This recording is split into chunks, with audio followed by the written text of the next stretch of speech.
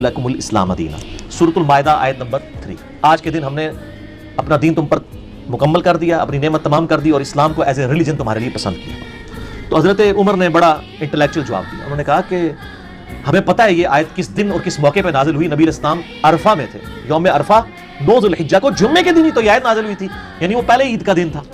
यही हदीस तिरमिज़ी में भी है। उससे आगे एक और हदीस इमाम तिरमिज़ी लेके आए कि इब्ने अब्बास के पास एक यहूदी आके इसी तरह बात करता है, तो इब्ने अब्बास कहते हैं अल्लाह ने हमें 2 ईदें दी थी उस दिन जिस दिन ये आयत नाजिल हुई। नंबर 1 यौम अरफा 9 ज़ुल्हिज्जा और नंबर 2 जुम्मे का दिन। इससे क्या पता चला कि नबी इस्लाम ने जिस साल हज किया 10 हिजरी में, उस दफा हज जुम्मे के दिन आया था। ठीक हो गया। तो 10 हिजरी में 9 ज़ुल्हिज्जा कब आई? जुम्मे के दिन। ये आपने याद रखना। अब दूसरी हदीस, बुखारी और मुस्लिम दोनों में हदीस है, बड़ी मशहूर हदीस है। अनस इब्न मालिक कहते हैं कि मंडे पीर का दिन था, हम लोग फजर की नमाज हजरत अबू बकर के पीछे पढ़ रहे थे।